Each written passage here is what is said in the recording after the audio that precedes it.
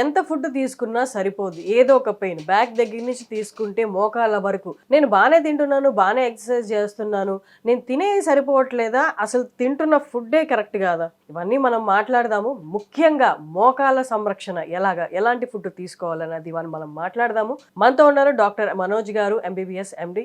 నమస్తే సార్. నమస్తే. బాగానే ఫుడ్ తీసుకున్నాను, బాగానే ఎక్సర్సైజ్లు చేస్తున్నాను, బట్ స్టిల్ ఈ మోకాళ్ళ నొప్పి మాత్రం పర్సిస్టెంట్గా ఉంది. నేను ఏం వాడాలి, ఎలాంటి ఫుడ్ తీసుకోవాలి, ఇది ఒక్కసారి మీ మాటల్లో చెప్పండి.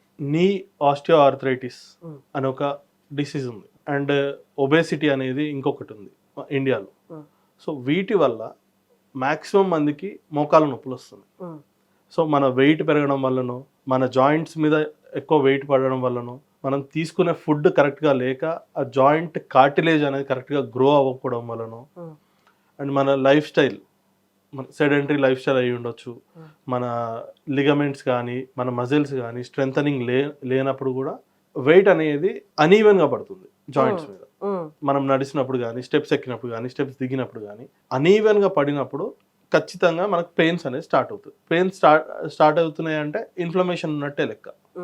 సో దానికి మనము మన డైట్లో కరెక్ట్గా లేదు కాబట్టి మనం extra supplements like carnitine sulphate, glucosamine sulphite, collagen ఇట్లాంటివన్నీ తీసుకుంటే మన కార్టిలేజ్ గ్రోత్ అనేది బెటర్గా ఉంటుంది. ఆ న్యూట్రియంట్స్ అన్ని చెప్పడానికి బాగుంది, కానీ అవి అందులో దొరుకుతాయి, ఎలా తీసుకోవాలి అంటే వీటిని మనము అన్ని ఫుడ్స్ నుండి కరెక్ట్గా ఎక్స్ట్రాక్ట్ చేసుకోలేకపోవచ్చు. సో అందుకే ఎక్స్టర్నల్ సప్లిమెంట్స్ మీదనే డిపెండ్ అవుతున్నారు ఇప్పుడు అందరు కూడా. ఎందుకని తీసుకోలేకపోతున్నారు? పాతకాలంలో సప్లిమెంట్స్ అయితే లేవు, వాళ్ళకెందుకు పుష్కలంగా అందాయి, మనకెందుకు అందట్లేదు? అప్పుడున్న లైఫ్ స్టైల్ డిఫరెంట్ అండి. లైక్ అప్పుడున్న life style different, quality of food different. Exactly. Life style కూడా అప్పుడు వాళ్ళు పొద్దున్నే లేచి చాలా పని చేసేవాళ్ళు, పని చేసినాక వాళ్ళు తినేవాళ్ళు, అది వాళ్ళకు అబ్జర్వ్ అయ్యేది. మనం ఇప్పుడు తింటున్నాం కానీ పని చేయట్లేదు దాని తగ్గట్టుగా. ఓన్లీ ఇక్కడ ఏంటంటే బ్రెయిన్ వర్క్ చేస్తున్నది, బాడీ ఎక్కువ వర్క్ చేయట్లేదు. సో సెడెంటరీ లైఫ్ స్టైల్కి వచ్చేసినాం. సో దీనివల్ల మన లిగమెంట్స్ కానీ మజిల్స్ కానీ వాటికి ప్రాపర్ మూవ్మెంట్ లేక మనం సపరేట్గా 1 hour పెట్టుకొని జిమ్కి వెళ్ళాల్సి వస్తుంది. ఆ 1 hour సరిపోవట్లేదు కూడా. అవును, ఎగ్జాక్ట్లీ, సరిపోవట్లేదు. ఊరుకునే కూర్చున్నా మనం మోకాళ్ళకి రెస్ట్ ఇస్తున్నాం అనుకుంటాం సార్, కానీ మెయిన్గా వచ్చేదే మోకాళ్ళ నొప్పులు వస్తున్నాయి ఎక్కువసేపు కూర్చోవడం వల్ల. ఎందుకంటే డిఫరెంట్ యాంగిల్లో ప్లేస్ చేసి ఉంటుంది, డిఫరెంట్ యాంగిల్లో మూవ్మెంట్ లేకుండా పెట్టినప్పుడు డెఫినెట్గా పెయిన్ వస్తుంది. సో ఇప్పుడు మోకాళ్ళకి మీరు అన్నట్టు సప్లిమెంట్స్ అన్నారు కదా, సప్లిమెంట్స్ అనేవి ఏవి తీసుకోవాలి, మార్కెట్లో ఉన్నవి ఏవి బెస్ట్? ఇప్పుడు మన దగ్గర ఉన్న ప్రోడక్ట్ వచ్చేసి గ్రాండ్ వాక్ సాషెట్స్ అని చెప్పేసి ఉన్నాయి కదా. దీంట్లో మెయిన్గా వచ్చేసి కార్నిటిన్ సల్ఫేట్ 1200 mg వరకు ఉంది, అండ్ గ్లూకోజమైన్ సల్ఫేట్ 1.5 grams అంటే 1500 mg వరకు ఉంది, అండ్ అన్డీనాచురేటెడ్ టైప్ 2 కొలాజన్. ఈ టైప్ 2 కొలాజన్ ఏంటంటే మన కార్టిలేజ్ గ్రోత్కి యూజ్ అవుతుంది. సో ఇది ఈవెన్ స్కిన్ మీద కూడా పనిచేస్తుంది. అండ్ మిగతావన్నీ వైటమిన్ సి ఉంది, కర్క్యూమిన్ ఉంది. కర్క్యూమిన్ మీద కూడా చాలా స్టడీస్ ఉన్నాయి, బాగా పనిచేస్తుంది. సో దీంట్లో మేజర్గా ఏంటంటే ఇప్పుడు మనం ఇంతకుముందు కూడా ప్రీవియస్ వీడియోస్లో కూడా నేను చెప్పినాను ఏంటంటే ఒక కాంక్రీట్ లాగా గ్లూకోజమైన్ సల్ఫేట్ అనేది ఒక రాయి లాగా, ఇంకొకటి ఇసుక లాగా, ఇంకొకటి సిమెంట్ లాగా, ఈ 3 కలిస్తేనే స్ట్రెంగ్త్ వస్తుంది స్లాబ్కి.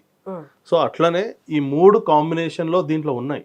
ఆ 3 కాంబినేషన్లో ఉంటేనే మన కార్టిలేజ్ కూడా అంత స్ట్రెంగ్త్గా ఉంటుంది. సో అంటే ఇది ఎలా తీసుకోవాలి? డైలీ మనం ఒక సాషెట్ లాగా కన్జ్యూమ్ చేయాలా, లేకపోతే డైలీ ఒక సాషెట్ జస్ట్ జ్యూస్ తాగినట్టుగానో, ఈవినింగ్ మనం 4 o'clock 5 o'clock టీ తాగే బదులు ఇది తాగొచ్చు.